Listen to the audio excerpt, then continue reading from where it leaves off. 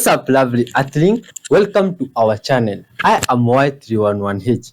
You see here, my friend, there are some virtues that guide us on everything we do. These virtues are honesty, love, peace, forgiveness, and good vibes. And you shall witness that, my friend, as we get to react together to these incredible videos that we have before us. And now, wonderful souls, I'd like you to hit that subscribe button, like button, and join us on our mission of spreading these virtues to the whole world. Now, my friend, you see here, we acknowledge our Creator, God Almighty, and we know it's because of the strength of our God that we are gathered here today. So, my friend, I'd like to take this opportunity and read to you from the Book of Wisdom. Some good vibes book here that guides us. Now, this one is a story, which, my friend, I read to you part of it, and you'd continue in your own free time. Having said this, he spat on the ground, made some mud with the saliva, and put it on the man's eye. Go, he told him, wash in the pool of Siloam. This word means sent. So the man went and washed and came home seeing. His neighbors and those who had formerly seen him begging asked, isn't this the same man who used to sit and beg? Some claimed that he was. Others said, no, he only looks like him. But he himself insisted, I am the man. How then were your eyes opened? They demanded. My friend, it's a continuation. That one is from John 9 from 7 going down.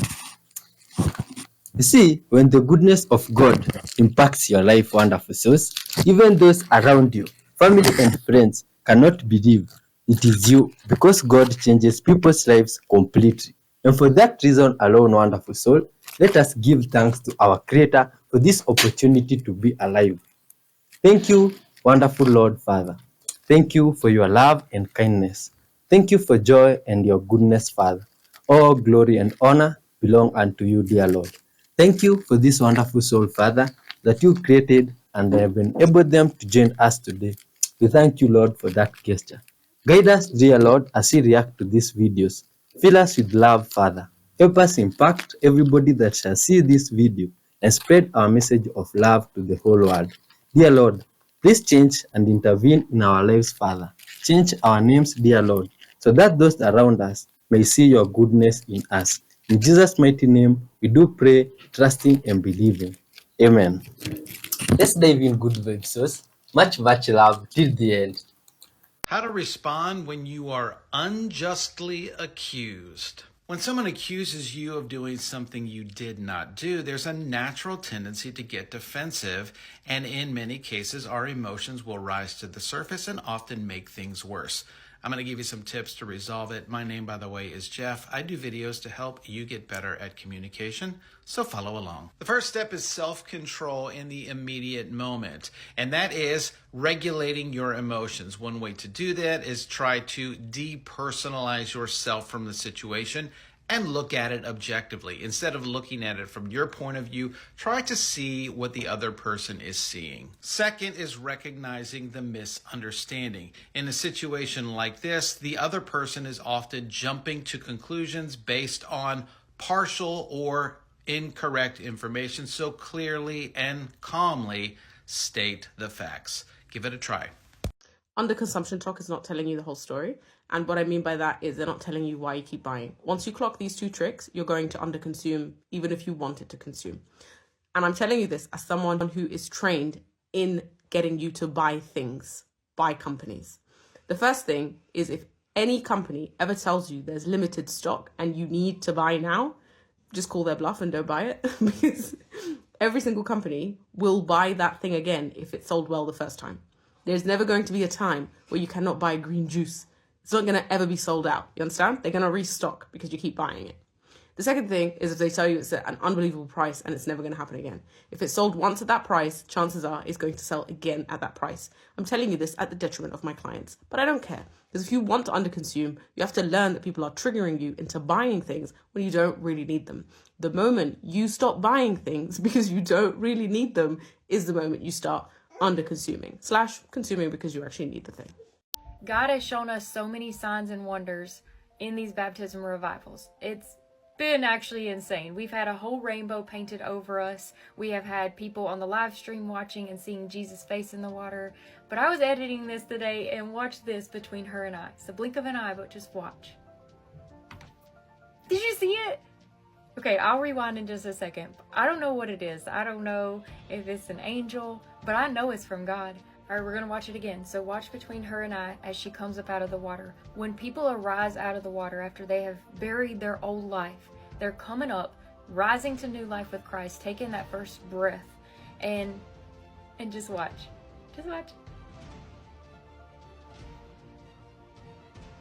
You see it? It's so fast. I know it's so fast, but it's a moment to me of deliverance, of peace, of leaving that old life of sin in the water and just being delivered to a brand new life. I don't know if it's an angel. I don't know what it could have been because there's no explanation for it. It's just beautiful. It's just a sign, and I know it's from God, and I'm just thankful. I'm so thankful to be witnessing so many signs and miracles and wonders and people being freed, and not only so many transformations in the spiritual realm, but also in the fleshly realm. I don't need signs and wonders to believe, but it is so beautiful when He decides to send them to show us that He is here. So what do you think it was? Doctor told me I have arthritis. What does this mean? I'm Therese Posas Mendoza. I'm a board-certified rheumatologist. Arthritis is a very general term. When someone says, I have arthritis, it's kind of like saying, I have an animal. And that doesn't tell you if you have a fish or if you have a horse. And those are two very different things. When talking about arthritis, there are three major types of arthritis. There's many, many subtypes, but there's three major types. The first kind is the degenerative kind, when the cartilage or the cushion between your joints wears down over time, like the brake pads on a car. When that happens, bone rubs against bone, and it hurts, and the way that bone protects itself is by producing more bone. Second kind is an immune-mediated kind, meaning the immune system is confused and attacking the joints and causing pain and swelling. So rheumatoid arthritis would fall under that type of an arthritis. The third type is a crystal, so like gout, for example, but there's many different types of crystals. And what's happening in that type is there is a crystal depositing inside the joint, and the immune system detects those crystals as a foreign body, and it attacks them and causes pain and swelling. So you can see how they can all look very similar on exam, but the way that they happen is different. So it's very important to differentiate what type of arthritis that you have. Okay, so change of pace. I think this is an actually fun fact, as long as you're willing to laugh at what some people believed happened after they died. So I saw this great joke where Jess was worried about having to work in a ghost post office or a ghost office, and I just think everyone needs to know that ancient Egyptians actually did believe this. So starting around the 11th dynasty, Egyptians believed that there was a chance that Osiris, the god of the dead, would ask them to work in his field. I don't know why he needs farming. Like, I've always assumed the afterlife involves a lot of ghost plowing, but not like that. The Egyptians were pretty sure they didn't want to become ghost farmers, so they figured out a workaround. These little guys were called shabti, and they would do the farming for you. So you would bury a person with a few of these, and then if they got called upon to do some ghost chores, you would just ask for the shabti to do it. They were like ghost minions. And as the tradition gained steam, they would bury people with more and more little guys, and eventually they started burying one overseer shabti for every 10 normal shabtis. They were so worried about having to do farm work that they created an afterlife bureaucracy. Obviously, I love this idea and I've already added it to my will, but I'm less concerned about having to do farming. My biggest worry is that modern Osiris is going to make me work some sort of ghost desk job. So I've asked that I be buried with several small personal assistant shabtis that can handle all of my ghost emails so I can focus on plowing. What did I just record?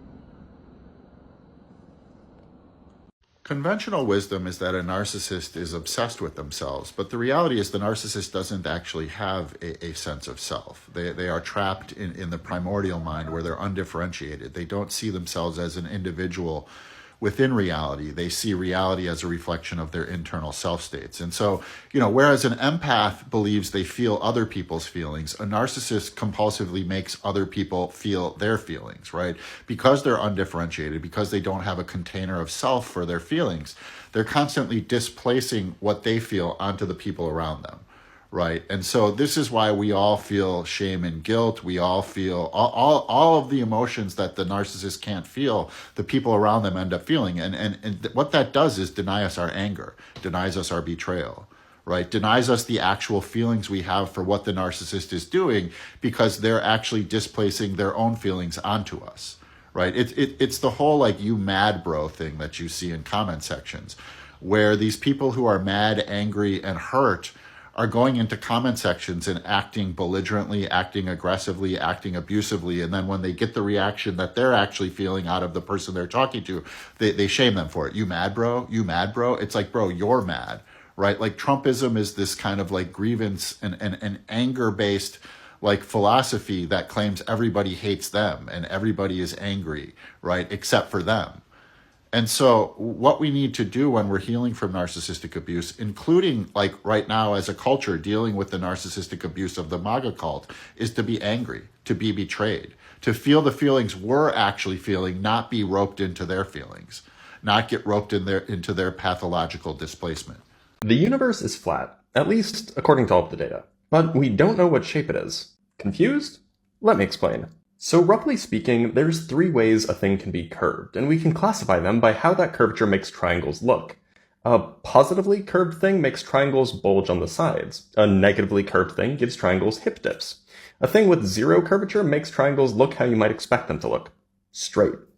Now, in our universe, we observe that triangles are straight, at least as far as we can tell. It could be that the universe is actually positively curved and it's just really big.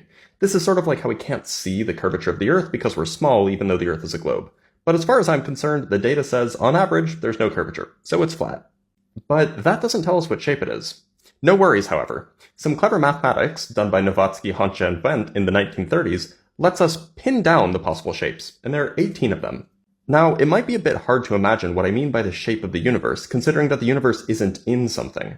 But to prime your imagination, imagine a Pac-Man universe in 2 dimensions. You go out one side and come back in the other side. One of these possible 18 shapes is the 3-dimensional equivalent. If you go in one direction long enough, you end up at the other side of the universe. This example is called the 3 torus, and it's probably the second simplest shape. So what are these shapes? Well, 10 of them are sort of like the 3 torus. They're finite in size and they loop back on themselves in different ways. For example, some of them have twists, meaning that if you go in one direction long enough, you come back to where you started, but upside down. Others reverse orientation. You go in one direction long enough and you get back to where you started, except everything is reversed. Clocks tick backwards, everyone's hearts are on the right side, etc. These are so-called non-orientable 3-dimensional spaces, but most cosmologists don't think that that's how our universe is, basically for antimatter reasons. Then there's 8 more shapes that are infinite in extent in one way or another. The simplest one is just the most basic infinite universe. No twists, no loops. Just go in one direction forever. This is called Euclidean space. Other, non-compact shapes are infinite in one direction, but perhaps loop in another direction, perhaps with a twist or a parity reversal. But again, the parity reversals are not taken too seriously. And that's all the possibilities. So which is right? Well, it's not so clear. The data that we have seems to be entirely consistent with Euclidean space. There are a few anomalies that might slightly prefer a 3 torus over Euclidean space, but it's really hard to tell. And if the universe is finite in size but big enough, it's possible that we'll never be able to tell. Whatever the shape of our universe is, though, its size is at least as big as the apparent size of the observable universe. He responds with, "We're not going anywhere." And he says, "What are you talking about?" And he says, "Look." And he looked up ahead of him. He says there was a big raptor-type bird standing in the middle of the pathway. He said it was standing about 3.5 feet tall. He says the odd thing about it is that it had feathers sticking up off the top of his head that was like a horned owl. "Well, shoot the damn thing." He says, "I just put 2 slugs into him." He says, "Give me that gun." Takes the gun away from him, puts 6 rounds into that bird, and it doesn't move. So he says, "Well, let's just go around it." So they tried going around to the right, and the bird hops from one rock to another and blocks their way. So they try to go to the left, same thing. Nephew grabs a stick and goes up and pokes the bird with it. And the bird reaches up with one of its talons, tears the stick out of his hand, throws it off to the side. I know this sounds pretty incredible. I still struggle with it a little bit. While they were up there, they heard a noise that he described as a table saw binding up on wood. And of course, the first thing I think of is a cat call, but who knows? The story that they were following up on, there was a guy who, ex-military, who apparently he was looking for a cave, and he ended up at this odd feature. He found a cave. The only way he could get into it was to descend from above with the rope, threw the rope over the edge, climbed down, swung back and forth until he got into this cave. While he was in that cave, he found a bone that looked to be human, so he grabbed it. He never would elaborate on what was in the cave. He just said there's some very strange things in there. He ended up taking that bone to an anthropologist, I believe it was, and they found a musket ball in the bone. He says when he jumped out of the cave to grab the rope, he said something strange happened. He said the rope just went as stiff as a pipe. Didn't describe it much more than that, other than he climbed out. And while he was there, and I don't know if it was before he went to the cave or after, but when he was going into the entrance of this odd feature, he said he noticed up on the left side deer heads decomposed at different periods of times that had been thrown up on the ledges. He mentioned hearing the same sound that was heard by the previous individual. Described it very similar. While he was there, something started throwing rocks at him. At first he thought the rocks were just kind of rolling down off the hill for whatever reason, but after having several of these rocks come flying out of the bushes at him, at one point while he was in there, he saw footprints that he believed might belong to a creature that he didn't even believe in, Bigfoot. But in the end of his story, he said, he says, I've been to Afghanistan. I was there in Desert Storm. And he says, and those places didn't scare me. He says, this place scared the hell out of me. I don't want to go back. Scary sky. Woo! My God, the crowds have started going haywire. Good people of Earth, look at this. This is an abnormal crowd. How is this possible? Look, crowds forming what looks like a shape of a hand. Oh my God. And even more crazy, 3 suns. Oh, this is unexplainable stuff. English people, science people, please help us understand these things you are seeing here. How is the crowds possible to do this? Able to This is the end times. Good people of Earth, this is the time for Earthlings to unite and spread love. Look at the things we are seeing here now. How can you explain this? Yeah, it's like the birds started playing with the fireworks in the clouds, or what's up? This is crazy. And the crowd is even moving in some fun type of way. Or is a UFO? This is unbelievable stuff. My God. If you have executive dysfunction issues and you want to scientifically get past it, this might be for you. I'm a physicist, but I also have ADHD and I struggle a lot with executive dysfunction. But because I have the resources available to learn about executive dysfunction, I started reading a lot and doing a deep dive into what causes it and how to fix it. And I found something that kind of explains all of the issues that I have with executive dysfunction that I think might be helpful to share in case it's helpful to other people too. So there's this concept called self-determination theory, and it's a psychological theory about how to incite intrinsic motivation in individuals. Intrinsic motivation has been scientifically found to be the most effective way to get someone to do something. So there's a lot of instances of external motivation, such as if I don't do my homework, I'm going to fail and there'll be consequences for that. Or if I don't do my taxes, I'll go to jail, and that would not be something that I want. And while those are definitely ways to get us to do things, I don't think many people would say that they want to or like doing their taxes or homework. And so to motivate somebody to do something, they must be intrinsically motivated, which means that they themselves have a reason to want to do something in a way where they feel that they experience payoff for doing that thing. So as an example, I like to read because I enjoy reading, so I'm intrinsically motivated to read. Recently, I've been having issues with that because as much as I like reading, I have an anxiety that if I do it, I won't feel good at it, so I've been avoiding reading.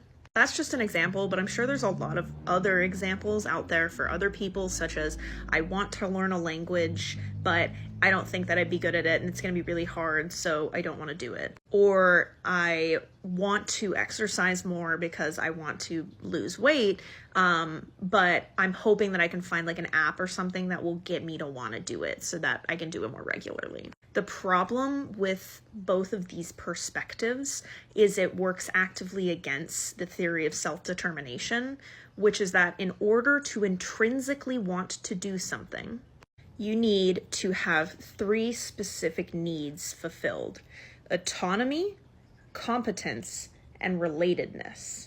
Now, this means you need to feel like you have autonomy over your own life and your own decisions, and that you're capable of making independent decisions that will have an impact. You feel competent at that task, so there's going to be a reward in that you feel like you're good at it. And then you feel a sense of social belonging in the situation in which you're doing this thing. And if any of these needs are not fulfilled, you're going to have an issue with intrinsically motivating yourself to do things. So when are these instances not fulfilled? In workplaces or at school, people feel that they don't have autonomy over their life, or that they're able to make choices on their own, and that those choices will have an effective consequence on their life. Like, I don't feel like I'm in charge of my schedule or in charge of my work habits. I just have to do things that other people tell me to do. That's when this would not be fulfilled. Competence: if you're in a situation where people around you belittle you, make you feel bad, make you feel like you're not good at things, maybe teachers, maybe your boss, maybe your parents. If you don't feel competent at something, it's very difficult to intrinsically motivate yourself to want to do it because you feel like you're going to be bad at it.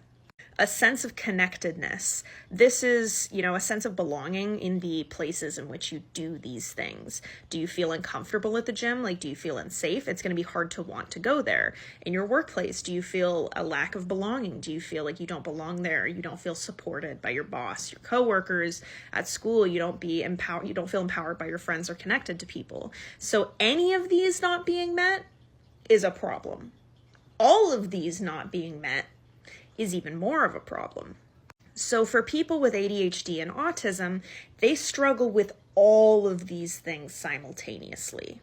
And there's other reasons, which could be a whole video, that have to do with like the internal psychology, but just to really concisely put it, people with ADHD and autism often feel like they are not in control of their lives, or that they're not competent enough to be in control of their own lives, and that they have to rely on other people to be able to do things.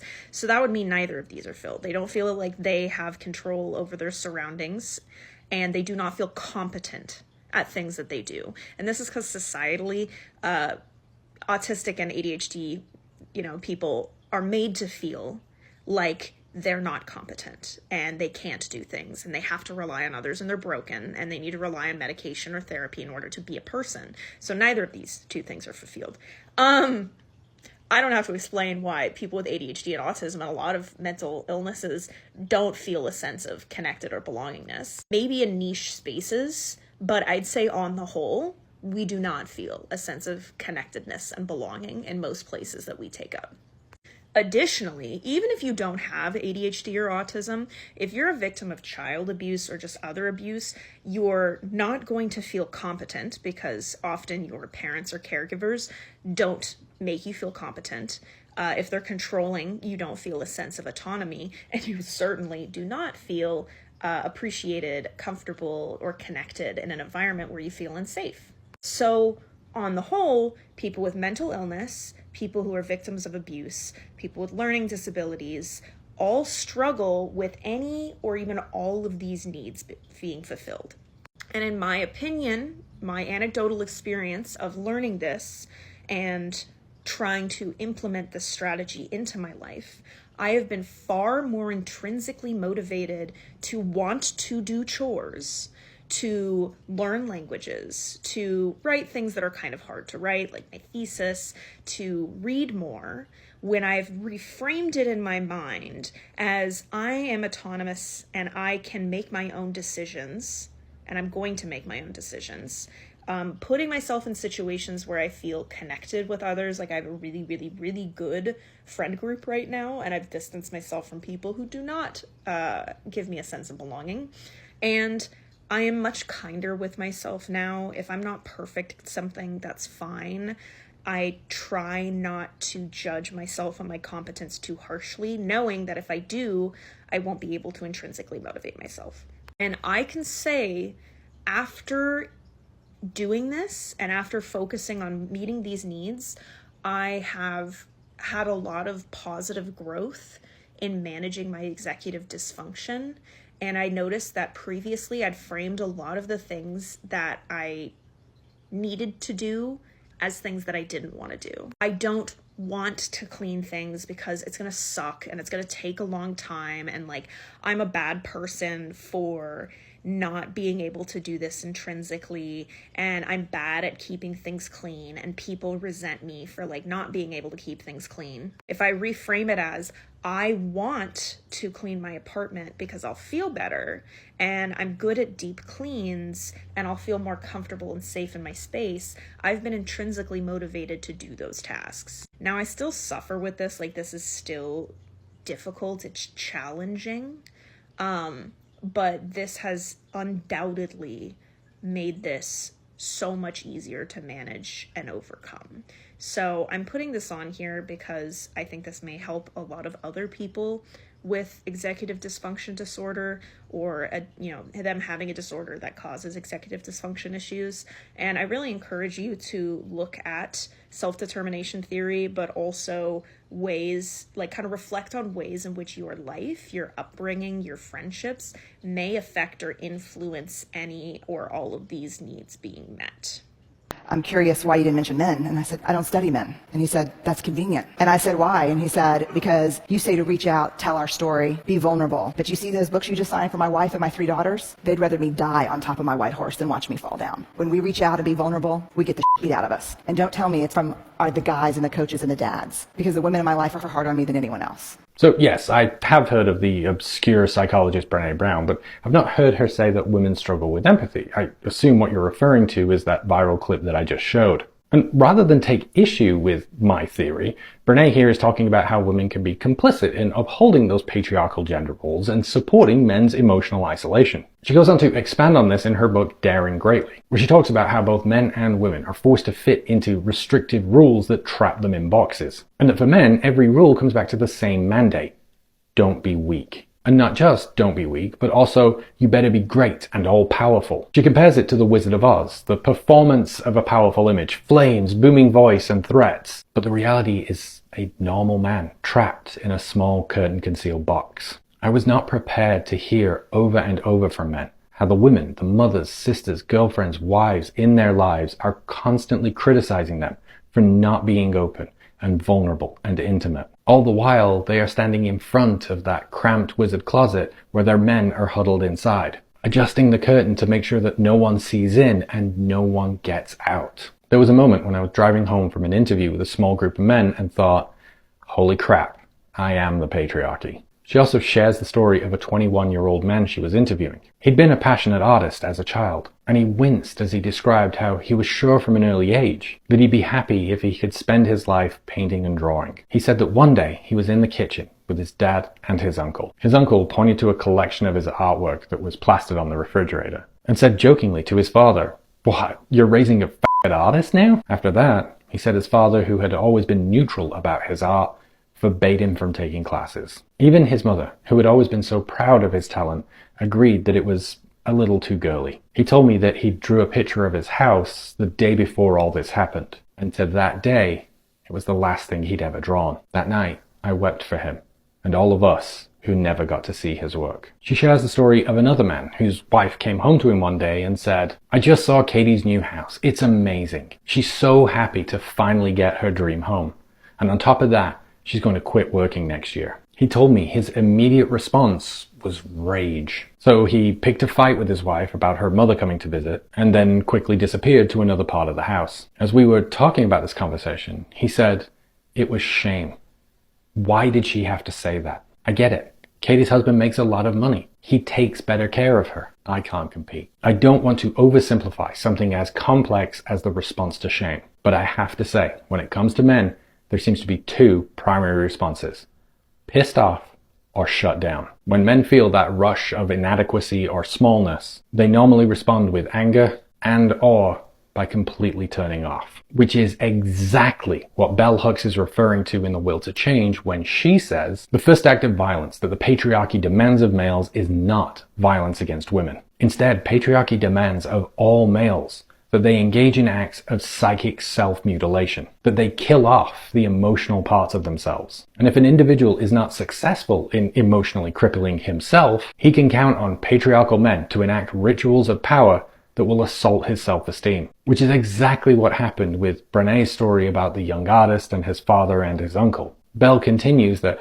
women demanded of men that they give more emotionally, but that most men really could not understand what was being asked of them, having cut away the parts of themselves that could feel a wide range of emotional response. They were too disconnected. They simply could not give more emotionally, or even grasp the problem without first reconnecting or reuniting the severed parts. Emotionally self-mutilated and disconnected, many men make overtures of emotional connection, only to later undermine these with emotional abuse. Like Brené, Bell identifies that men's response has been one of emotional disconnection or anger and abuse. And here lies my frustration. In Brené and Bell, you have two powerhouse scholars, dedicated researchers, best-selling authors, taking time, making space to address men directly, to speak on their pain, their issues, and how men can help themselves to identify and deal with the root causes of their struggles. Their anger, their desire to shut down, to disconnect and isolate, their inability to find deep emotional connection, the whole deal. This should be everything these men want. Feminists directly advocating for men and their issues. Yet men still talk over these women to interpret their views and tell us actually what she really meant was, despite clearly having never read or engaged with any of their work. And I really don't know what more can be asked of women to get men to pay attention and listen. Far from disagreeing, Brené and Bell's books both identify the same issue in men, just from different perspectives. For Brené and Daring Greatly, it's viewed through the lens of shame as a motivator. For Bell Hooks and The Will to Change, it's through an intersectional framework. Both books reach the same destination. The paths they use to get you there are different, with unique scenery along the way, but they head towards the same inescapable conclusion: that men's inability to find healthy outlets for their psychological pain makes them a danger to everyone around them. And until we are ready to acknowledge and take responsibility for that, we'll continue to be unsafe to be around.